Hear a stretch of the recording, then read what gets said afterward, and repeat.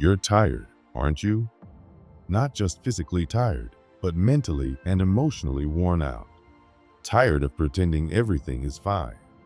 Tired of trying to be happy when happiness never really comes. You do everything you're supposed to do. You try to stay positive. You tell yourself things will get better. But when you wake up, there's still this strange, empty feeling. And when you go to sleep, it hasn't gone away. You're not alone. Many people feel this way, even if they don't talk about it. You might scroll through social media and see people smiling, traveling, working out, reaching goals, and living their best lives. It makes you wonder, why don't I feel that way? You start to think something might be wrong with you. But maybe the real problem isn't you. Maybe the problem is what the world tells us about happiness. We live in a world that tells us we should be happy all the time. It's everywhere. Advertisements say it. Motivational speakers say it.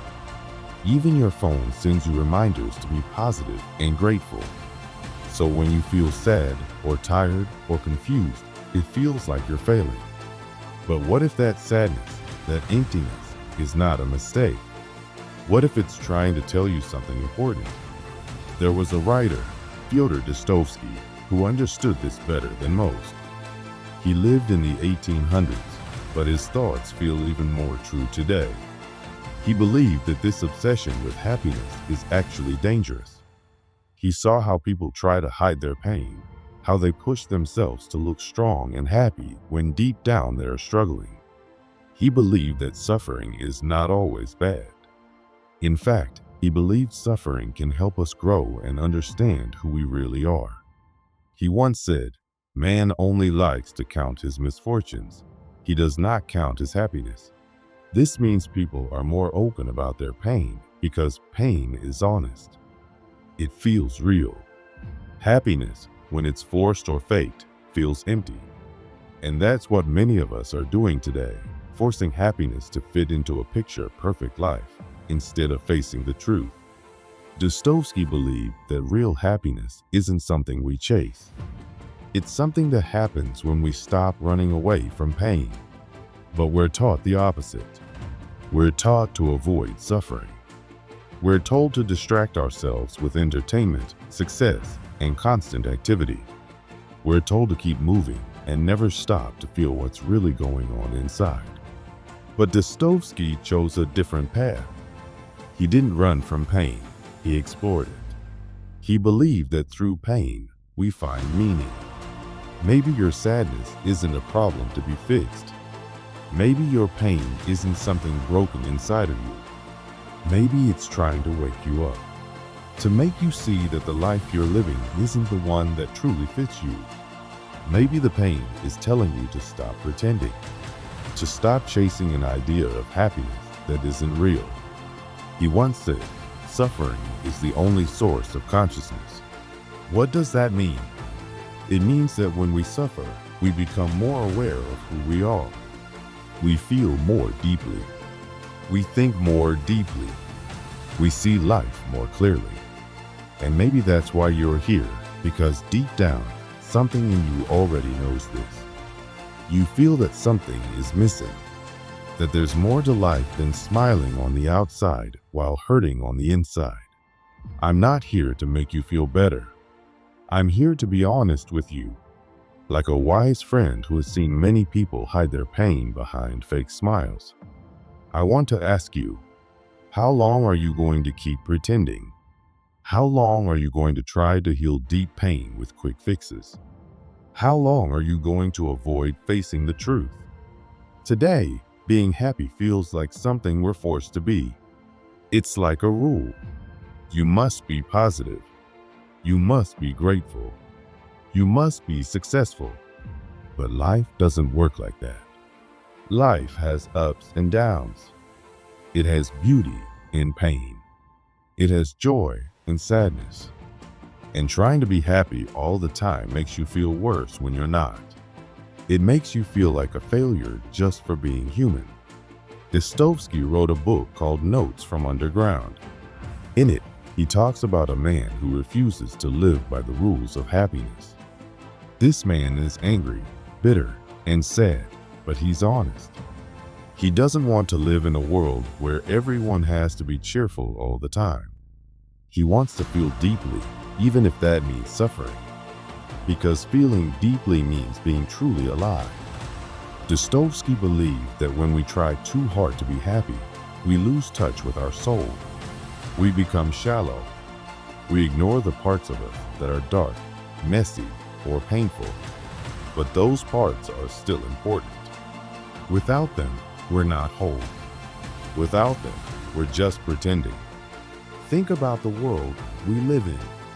Everyone is trying to look perfect. Perfect photos, perfect routines, perfect relationships. But what happens when no one is watching? That's when the real feelings show up. That's when the silence gets loud. Dostoevsky called that silence the inner abyss. It's the quiet, deep sadness you feel when everything else is turned off. We weren't meant to live fake lives. We were meant to feel, to question, to hurt, and through that, to grow. But today, sadness is treated like a disease. People are told they're broken just because they feel deeply. But Dostoevsky believed that pain is part of being human, that there's something sacred in it. Look at one of his most famous characters, Raskolnikov, from Crime and Punishment. He tries to commit a perfect crime, thinking he's above guilt. But after the crime, he falls apart. He's filled with guilt. He can't sleep. He has dreams and breakdowns. And through all of that suffering, he starts to change. He starts to find himself. The pain brings him back to life. In Dostoevsky's stories, people become wise only after they suffer. They don't grow by getting everything they want. They grow by losing everything they thought mattered. Today, we don't want to hear that. We want shortcuts. But real healing takes time. Real change often starts with pain. Another character, Ivan from the brothers Karamazov, struggles deeply with the suffering of innocent people. He feels angry at the world. He even questions God. But Dostoevsky respects him, not because he's happy, but because he feels so much. Because he suffers for what he believes in. That kind of suffering shows you care. It shows your heart is still alive. So maybe your pain isn't a sign that something is wrong.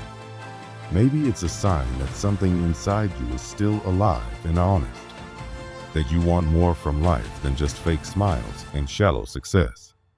But there's one kind of pain that Dostoevsky feared the most, the pain that comes from lying to yourself. The pain of living a life that looks good on the outside, but feels empty inside. This is the pain of pretending, of performing, of saying, "I'm fine," when you're not. This kind of pain is dangerous because you can't talk about it. You can't even admit it's there. Because on the outside, everything seems perfect. You're doing all the right things. But inside, you feel lost. That's what Dostoevsky called artificial happiness. And it's everywhere. Society rewards this kind of pretending. You get likes, compliments, maybe even promotions. But deep down, you're drifting away from your true self. The more you fake it, the more you lose touch with what really matters to you. In Notes from Underground, the main character says that people don't always choose what's best for them. Because humans aren't robots. We're emotional. We're complicated. And that's okay. That's what makes us human. That's why trying to fit life into a neat box of goals and rewards doesn't work. It feels empty. Maybe you've done all the things you were told to do. You've worked hard. You've followed the rules. You've tried to be positive. And yet, something still feels wrong. Something still feels missing. That's the feeling Dostoevsky wrote about. That quiet emptiness, even when you've done everything right. So here's the truth. You don't have to be happy all the time. You don't have to pretend. You don't have to follow a fake version of life that leaves you feeling numb. It's okay to feel lost. It's okay to feel pain, because those feelings are real, and they can lead you to something deeper, something true. If you want real happiness, stop lying to yourself. Stop covering up your sadness. Listen to what your pain is trying to say. It might hurt, yes, but it might also lead you back to your real self. Because happiness doesn't come from running away from pain. It comes from walking through it with open eyes and an honest heart. They told you how to live. From a young age, people around you, your parents, your teachers, your friends, even the media, started shaping an image of who you should be. And you tried to follow it. You tried to become what they expected: polite, successful, always smiling, always pushing forward. You tried to keep up the appearance. You smiled when you were supposed to. You chased the goals they said would make you happy. You worked hard to be liked, to be admired, to be accepted. But deep down, it started to feel wrong. The harder you tried to live up to this idea of perfection, the further you felt from your true self. And that distance, the space between who you really are and who you're pretending to be, starts to hurt. It starts to make you feel empty, disconnected, even sick. Behind every smile that isn't real, there's a part of you that's quietly suffering. Behind every moment of distraction, every time you run after pleasure, there's a voice inside trying to tell you something is missing. You keep moving forward, hoping that eventually you'll find what you're looking for. But nothing seems to fill that gap. You've done everything right, and still you feel lost. What if the problem isn't you? What if the problem is the story you were given? What if there's another way to live? A way that isn't about pretending or performing, but about being real. This isn't about a quick fix or a feel-good slogan. It's about facing your life honestly. It's about seeing your pain not as something to run from, but as something to learn from. There's a deeper truth many people avoid. Pain isn't your enemy. It's not something to hide or deny. Pain is a message. It tells you what's wrong, what's missing, what needs to change. But we've been taught to run from it, to cover it up, to silence it with distractions. We scroll, we shop, we work nonstop. We keep ourselves busy so we don't have to feel. But when you finally stop running and let yourself feel the pain, even just for a moment, something starts to shift. A part of you wakes up, and that awakening has more to do with freedom than with happiness. The writer Fyodor Dostoevsky, whose work inspires this message, believed that pain is not something to escape, but something to accept. In his view, real freedom starts when we stop avoiding pain and instead choose to face it for something meaningful. He saw pain as a part of being human, not as a failure, but as a way to become more alive. We grow up believing that freedom means doing what we want, when we want. We think it means chasing what feels good and avoiding anything uncomfortable. But Dostoevsky turned that idea upside down. He believed that real freedom is about choosing what you're willing to suffer for, what you're willing to endure because it matters. And when you make that choice, you become stronger, more honest, more free. Think about Sonia, a character from Dostoevsky's novel Crime and Punishment. She's a young woman who goes through deep suffering. She turns to prostitution to help feed her family. On the surface, it might seem like she's powerless or broken, but Dostoevsky doesn't show her that way. He shows her as someone strong and brave. Sonia faces pain with dignity.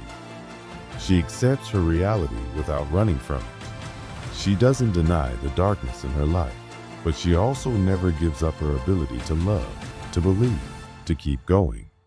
That is real strength, and that is real freedom. The truth is, the more you try to escape suffering, the more trapped you become. You become stuck in a cycle, chasing approval, chasing comfort, chasing a version of life that never quite feels right. You start to feel like a prisoner in your own mind. But when you finally say, I will go through this pain, I will face it instead of running, you take back your power. You're no longer reacting to fear. You're making a conscious choice. And yet, we keep chasing happiness. Even when it disappoints us again and again, we still chase it. Why? Because from the moment we could understand words, we were told that happiness was the goal. We were told, be successful, be beautiful, stay positive, and you'll be happy. We were handed a script, and most of us never questioned it. We just started performing. But here's the hard truth. That script wasn't written by your soul. It wasn't created by the real you. It was given to you by people who also didn't know what else to do. So you followed it. You worked to become the perfect version of yourself. But the more you followed that path, the more disconnected you felt. It's like acting in a play you didn't choose, saying lines that don't feel true, trying to please an audience that doesn't even know you. So what would happen if you stopped? If you stopped pretending to be okay all the time? If you stopped chasing happiness like it was a finish line? Maybe you'd feel lost at first. Maybe you'd face silence. Maybe an old wound would rise up, the kind of pain you've been carrying since you were too young to understand it. But maybe, in that space, something real could finally grow. Maybe when all the noise fades, you'll hear the voice of your true self, quiet but strong, waiting for you to come home. Dostoevsky believed that the moment we stop pretending and finally look life in the eye, something meaningful begins. If you've been pretending for a long time, if you're tired of smiling when you feel like crying, then maybe you're ready. Maybe you're finally ready to live in truth instead of illusion. Real peace doesn't come after pain is over. It comes when we stop fighting pain. When we stop saying, this shouldn't be happening, and instead say, this is happening. Let me listen to what it's trying to tell me. Pain stops being the enemy when we face it without fear. It becomes a guide. It shows us where we hurt, what we care about, and what needs healing. The characters in Dostoevsky's books aren't strong because they avoid pain. They're strong because they feel it fully. They don't hide from their emotions. They wrestle with them. They fall apart and put themselves back together.